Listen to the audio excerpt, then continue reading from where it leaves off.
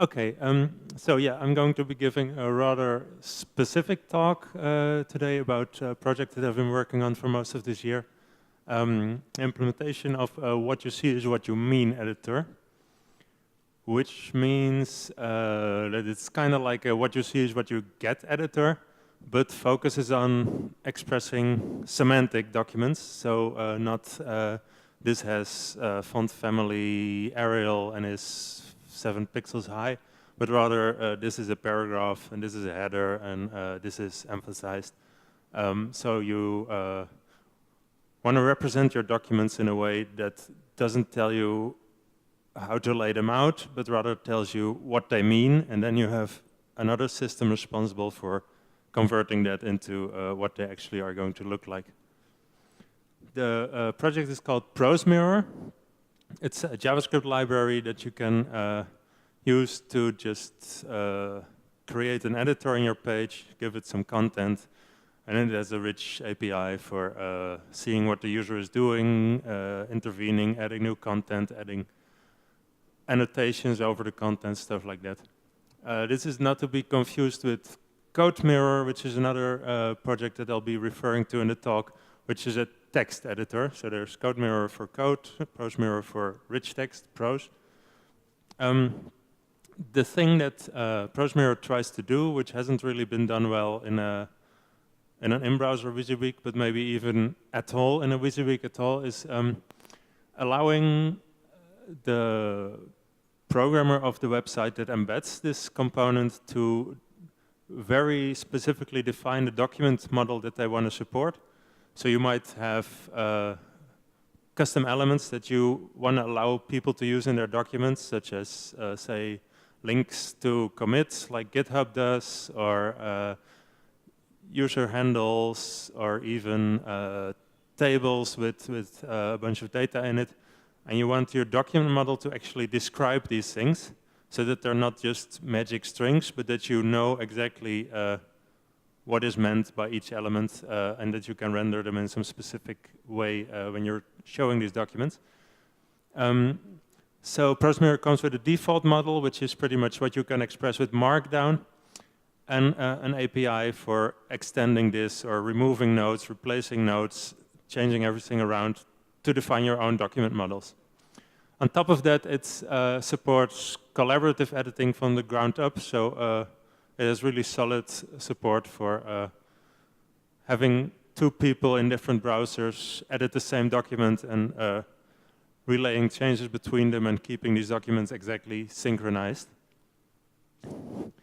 Now, the thing that makes rich text editing in the browsers possible is called contentEditable. And it's a feature that you'll find a lot of hate for if you search online, all of it completely justified. Basically, one of the big challenges in implementing this was dealing with contentEditable. So let's go over a little history. In 1997, Microsoft really was on a roll when it comes to browser implementation and extension. They had just ported JavaScript the year before to their JScript, and now they were thinking of all kinds of great things you could do with this. They had added dynamic HTML, so the DOM and the manipulation of that. And now, I guess, someone said, hey, what would be cool is if the browser isn't just for reading documents, but also for writing them. So in IE4, they shipped a feature called design mode, which is an attribute that you can set on your document, which basically makes the whole document editable. What that means is another story. We'll come back to that. But basically, you have a cursor. You can type anywhere into your document. You can select part of it, backspace it out. It's editable in a WYSIWYG style of editing. Along with design mode came an API called exec command. You have document.exec command. You pass it a string, and it'll do something with your current selection. So you could say exec command bold, and it'll add b tags around it, exec command insert ordered list, and it'll insert an ordered list at the cursor. You can cut, paste, delete. There's exec commands for all of these things. So what you could do now, already in 1997, is put a frame in your website, put a document in that frame, set the whole frame to editable, then above it put some buttons and bind those to various exec command calls, and you'd have a basic WYSIWYG editor. In 2000, they added another feature called contentEditable, which is basically like design mode, but per DOM node instead of per document. So you didn't have to create a frame anymore to have editable content. And more importantly, you could set pieces of your editable content to be non-editable. So if you had some blob of HTML that the user shouldn't start typing into, you could just set that to non-editable and the cursor would skip over it instead of enter it. And this is all way before the big JavaScript boom of let's make single-page apps and do everything in JavaScript. But it was slowly getting adopted because it's a very nice feature to, if you have, say, a content management system, to allow your users to just type their content in the browser rather than, I don't know, try to import it from Word or something like that. And people were adopting this, and at some point, so this is really the high point of the browser wars, and at some point, the people at Mozilla were starting to feel, well, this isn't great. People are doing these nice WYSIWYG stuff, and it's IE only, so we're looking bad. Their first instinct was to come up with something better, and they spent quite a lot of energy trying to design something, but couldn't really agree on what it would look like because it's a huge and complicated problem. And in the end, they decided, okay, we'll just copy what Internet Explorer does so that the existing components just start to work in our browser. Except, of course, that it was 2003, so what browser vendors did was, well, we know a little better, so we'll make it work slightly differently, and this part we don't really like, so we won't implement that. And they got something mostly compatible, but for example, if you set exec command bold, they would add spans with an inline style that made the text bold, because B is not a nice thing to do anymore at this point, like the B tag. I'm not sure why they didn't go for the strong tag. Maybe it wasn't there yet in 2003, I don't know. Then it took them all the way to 2007 to actually also implement contentEditable. So there's still tools that survive today which are wrapping their editable content in an iframe, because back when they were conceived of, Firefox didn't do per DOM element editable. But they did implement all of this, and it kind of became part of the baseline web API. Chrome came out around this time, also implemented it in version 2. Safari did the same, Opera did the same. This is now an expected feature of a graphical web browser. HTML5 has a little piece, like the spec of HTML5 has a little piece in it about, yeah, if you add contentEditable, an element will become editable, and then they have a few more details. But they still didn't really even start to properly define what it means for an element to be editable. So this is still largely unspecified and unpredictable. So why is it a good thing anyway? Well, having the other primitives that browsers provide for editing are a text input and a text area, both of which deal with unstyled atomic strings of text. You can't really reach into them and find, for example, the position of a given character, or add event handlers or widgets into your text area. Of course, they're a non-starter for rich text where you need styling. Even for a plain text editor, you want syntax highlighting in many cases, which can't really be done on top of text area. So it's nice that we got something better than that, more flexible than that. The first version of my CodeMirror text editor was built on top of contentEditable to be able to do styling and syntax highlighting. But it's not an ideal solution. As I said, it is not specified, and it's a problem with a huge scope, making HTML, which is an extremely flexible and broad document format, editable. For example, just a question of where your cursor can be. Can it be between block nodes? What does it mean if it's between block nodes? What happens if you press enter in a given element? Say it's a list or a definition list.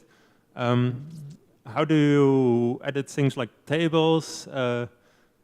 These are hard problems, and all the browsers came up with slightly different solutions to these problems. So it's very hard to know what's going to happen and what people are going to be able to do with your HTML.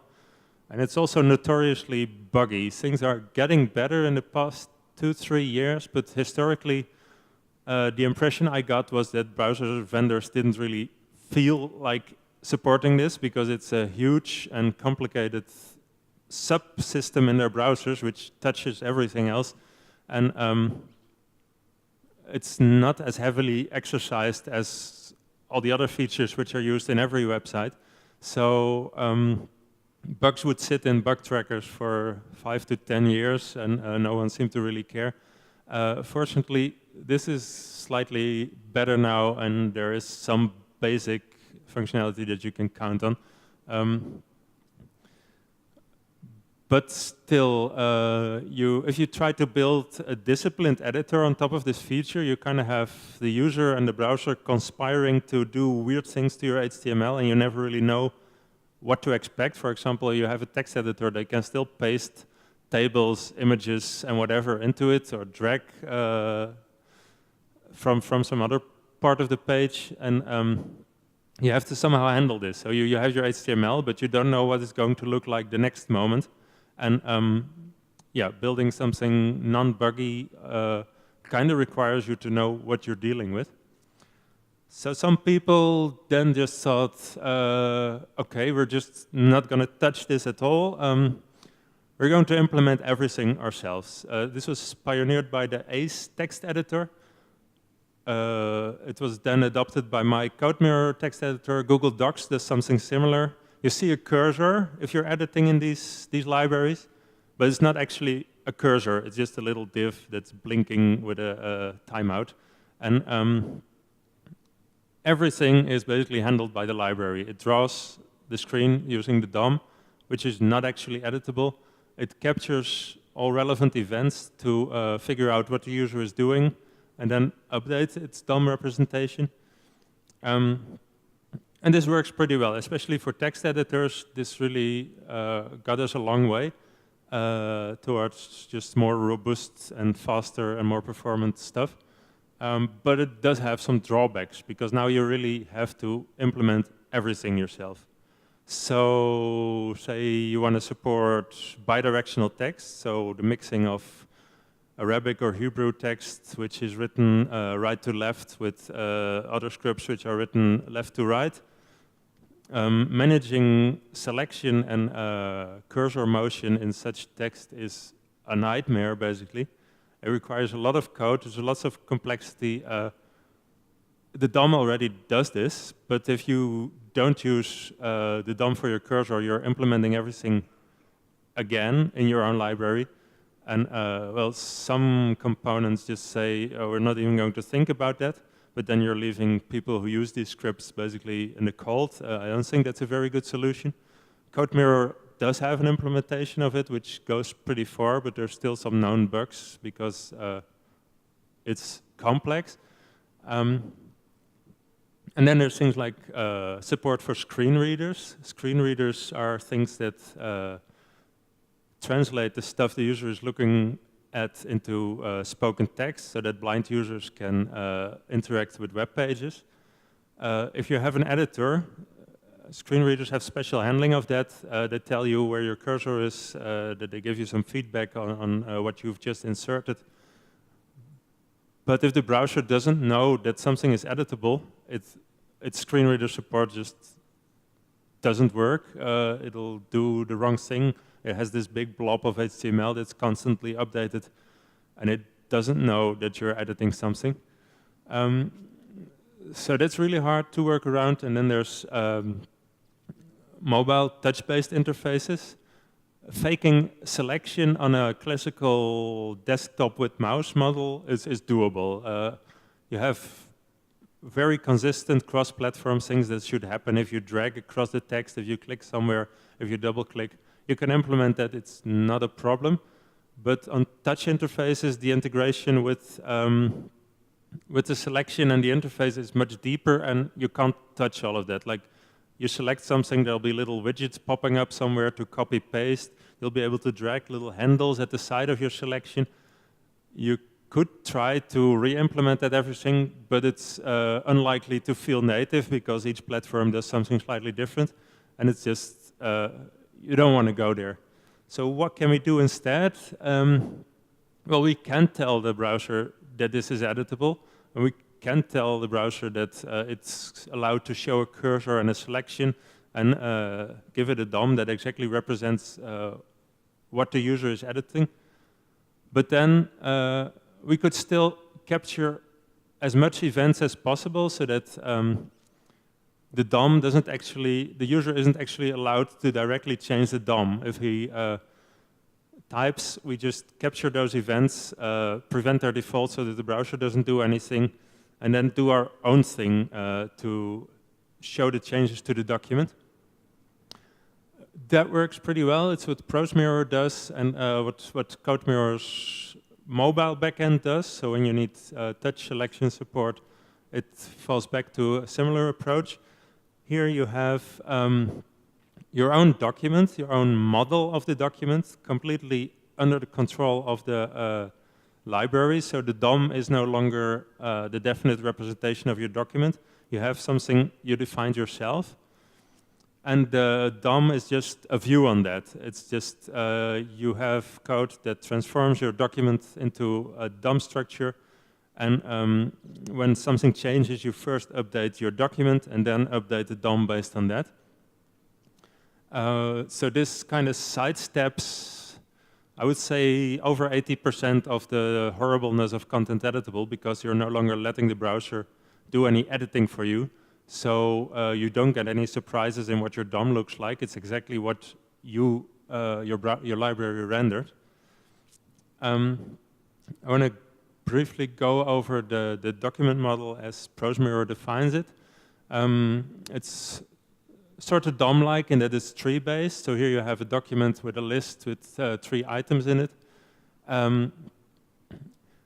But contrary to the DOM, it's a persistent data structure. So if you update it, you get a new document rather than just munging your old document. That's done through structure sharing. So if you, for example, add an item to this list, you would reallocate the document and the list nodes and reuse the 3 item nodes so that even if your document is huge, an update is just a few new objects and is cheap and fast to create. And we'll come back later to why it's really useful to also have your old documents still around. Besides all the general functional programming is great stuff. Then on the actual paragraph level, this is how you would represent a paragraph with some strong text, with a link inside the strong text in HTML. So you create new nodes wrapping pieces of your paragraph, and you have a tree structure all the way down, which is very uniform and kind of nice in that way.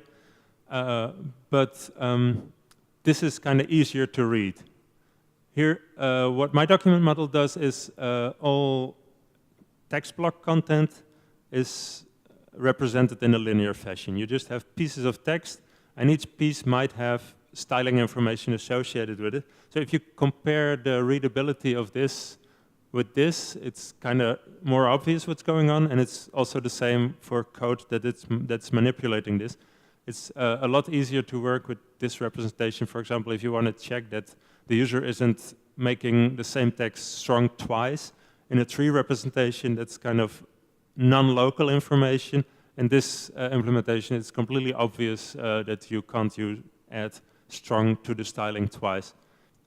So to come back to this concept of translating events in document updates, in BrowseMirror, document updates are first-class objects, so they're just values which describe the update, saying, for example, if the user presses A and we get a key press event, we prevent default that and translate it into insert A at the current cursor position. Similarly, backspace, we just look at the document, see what's before the cursor, and create an update event which deletes the thing there, which might be a character, which might be the separation between two blocks, or might be another opaque block element. In the case of a paste event, we take the content of the clipboard, parse it into our document model, and then replace the current selection by that fragment of document.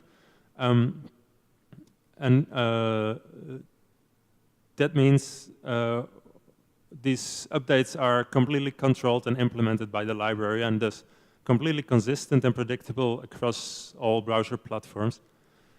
What happens when an update is made is basically that a new document is computed and becomes the editor's new current document, and a DOM update is scheduled. I use request animation frame for that, which is a browser API that calls a function just before the next redraw that the browser is doing.